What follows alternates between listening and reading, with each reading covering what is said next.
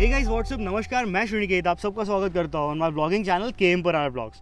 तो Apache versus rivals के इस एपिसोड में will be comparing the Apache 200 4V with its closest Japanese rival the Yamaha FZ25। अब मैंने इस क्लोजेस्ट शब्द को इतना ज़्यादा एम्फोसाइज क्यों किया है? Well, when you consider a motorcycle for yourself, when you shortlist a motorcycle, तो आप स्पेसिफिकेशंस पर काफ़ी ज़्यादा जोर देते हैं। And when it comes to the core specifications, the core structures of both of these motorcycles, they're pretty much similar, right? One is the Indian version of the other, or one is the Japanese version of the first motorcycle. तो इस video में हम compare करने वाले हैं both of these motorcycles in detail, and also we'll be talking about the differences in terms of the riding experience. And also मेरे साथ FZ25 के ओनर भी है, तो we'll also be talking about the ownership aspect of the FZ25. And the most important question, should you really even consider the FZ25 other than all the other rivals in this category in this year? Well, एक काफ़ी important सवाल है जिसका जवाब मैं and में दूंगा, so बने रहिए till the end of the video. Let's get started with this comparison.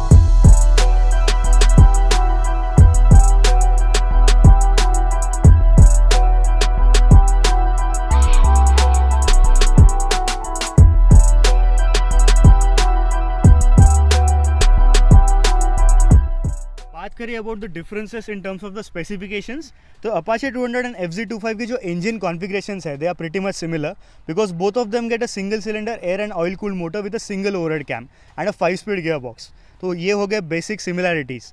But when it comes to the differences, तो अपाचे 200 में आपको एक 4 वाल्व हेड मिलता है, while the FZ25 gets a 2 valve head, because of which इसका जो torque है वो काफ़ी ज़्यादा एम्फोसाइज हो जाता है।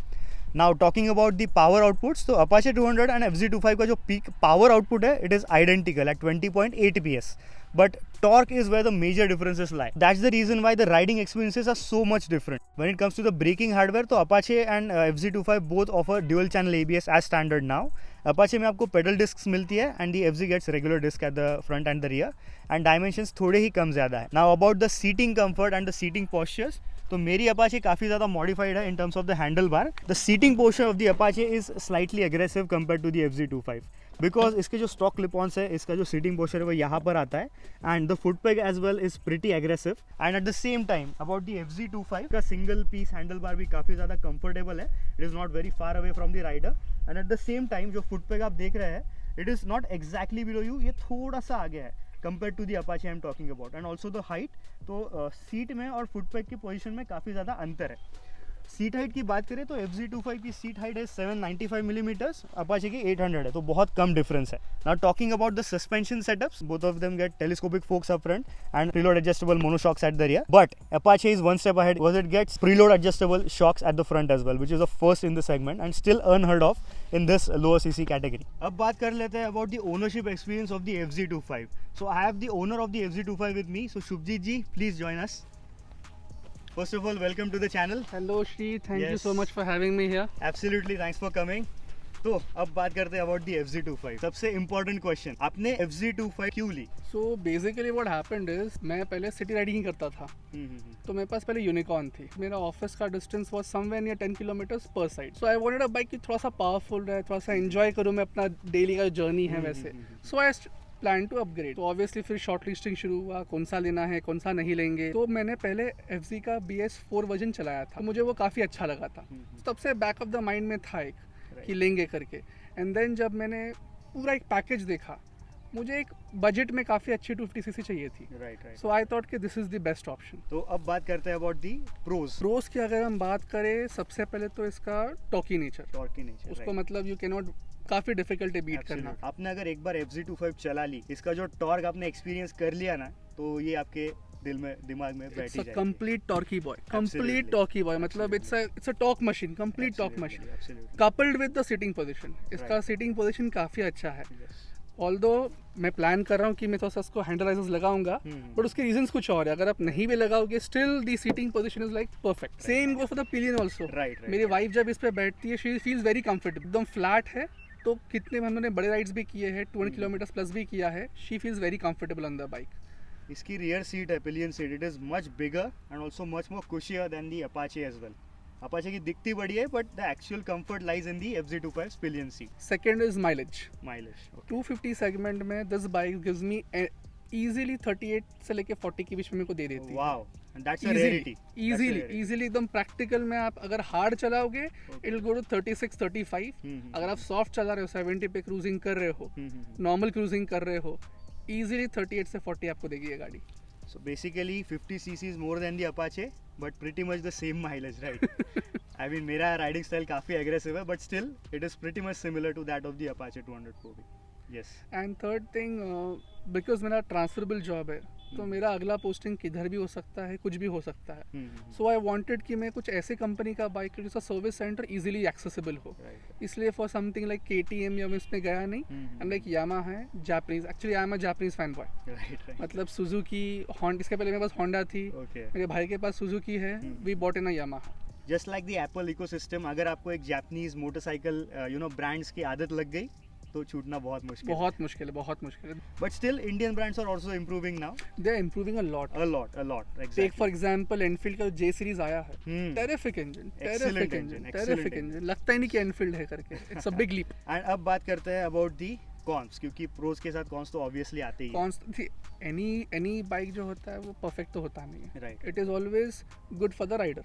राइडर को कैसा लगता है. अगर कॉन्स की बात करूँ, सबसे पहले इसका gear box compare to Honda और सुजुकी जो मैं ऑलरेडी चला चुका हूँ, the gear box is clunky. Shift number 3 and 4 मतलब मालूम पड़ता है कि गियर बॉक्स क्लीन नहीं है. 4 to 5 में फिर भी क्लीनली शिफ्ट करता है वो, बट अदरवाइज आपको वो फील होता है उसके अंदर कि वो गियर बॉक्स उतना क्लीन नहीं है. तो वो हो गया. सेकेंड चीज़, 75 से लेके 85 के स्पीड में जब आप राइड कर रहे हो, there is vibration. The moment it picks up above 85, again bike एकदम स्टेबल हो जाता है एंड अगेन उसका वाइब्रेशन जाता है. नाउ दिस वाइब्रेशन इशू कह सकते हैं, कैरेक्टर कह सकते हैं. Most of the under 250cc single cylinder motorcycles they have this common characteristic. एक specific mid range, mid speed पर वो डेफिनेटली वाइब्रेट करती है. मेरे अपाचे के साथ भी सेम इशू है. इशू नहीं कह सकते, कैरेक्टर है कि 75 to 85 they definitely vibrate, and above 85 it turns again to a super smooth experience. And third and foremost thing, बचपन में ना डैड मुझे वो 100 रुपए का वीडियो गेम लेके आए थे, तो उसका डिस्प्ले यामाहा ने चोरी करके इसके इंस्ट्रूमेंट क्लस्टर में लगा दिया है. Exactly. जो बेसिक्स है आपके, स्पीडोमीटर हो गया, RPM हो गया, वो सब तो इसके अंदर है. फ्यूल एफिशिएंसी भी दिखाया जाता है, ओडोमीटर वगैरह भी है. But if you look at the instrument cluster, भी ये 21 में इसको लॉन्च किया दोबारा, हेडलाइट्स चेंज करके. They should have bought the MT का या फिर R15 का जो था वो लेके आना चाहिए था उनको. जब भी मुझे बंदे मिलते हैं और पूछते हैं कि FZ25 लेनी चाहिए या नहीं, मैं यही पॉइंट रिपीट करता हूँ, ओनर भी खुद रिपीट कर रहे हैं कि अगर यामाहा ने सिर्फ एक इंस्ट्रूमेंट क्लस्टर इस बाइक का चेंज किया ना भाई साहब, तो इसके सेल इमीडिएटली डबल ट्रिपल हो सकता है. Because the basic motorcycle is just amazing. सिर्फ जो ऊपर का जो आइसिंग ऑन द केक रहता है ना, वो थोड़ा सा अब FZ25 लैक करता है. Fundamentally it's a great bike. Fundamentally if you love riding, अगर राइडिंग के लिए आप बाइक ले रहे हो, it's a great bike. So thank you so much sir for getting your motorcycle here. Thank you so much. आपका ownership experience share करने के लिए भी बहुत Thank you so much. Yes. So now let's go out and ride both of these motorcycles. Sure. Let's check out the exhaust note of the FZ25.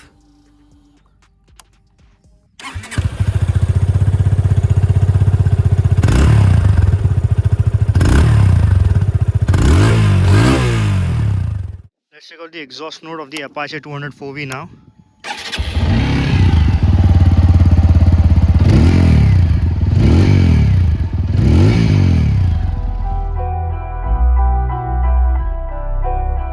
Riding both motorcycles back to back, FZ25 definitely एक काफी torque biased motorcycle है. FZ25 का bottom and mid range torque काफी amazing है and आपको accelerate करने के लिए इंजन बहुत ज्यादा रेव नहीं करना पड़ता. ये इंजन बहुत ट्रैक्टेबल भी है. Be it in the 3rd or 4th gear and low speeds, it pulls cleanly without any hiccups. But then it's not a very characterful engine. Throttle response is not as aggressive as the Apache, and the engine is a bit slow to rev and does not feel rev happy. Above 7,500-8,000 RPM, it feels out of breath and demands an upshift. On the other hand, Apache का engine ज्यादा characterful, ज्यादा rev happy लगता है. Majority of the torque lies in the mid range, but the power is spread out throughout the rev range more linearly. Apache का throttle response भी ज्यादा aggressive है, ज्यादा शार्प है, but the engine is simply not as tractable. In high gears, slow speeds पर bike definitely stall होती है, काफी ज्यादा झटके मारती है. अबाउट द हैंडलिंग, FZ एक काफी फन मोटरसाइकिल है in the corners. You can change directions at will and ये कॉर्नर्स में काफी स्टेबल फील होती है. Apache 2 feels more flickable, more agile. आपको दोनों मोटरसाइकिल्स के फ्रंट एंड से सिमिलर फील एंड फीडबैक मिलता है, which is simply less compared to the competition. Apache 2 feels light on its feet,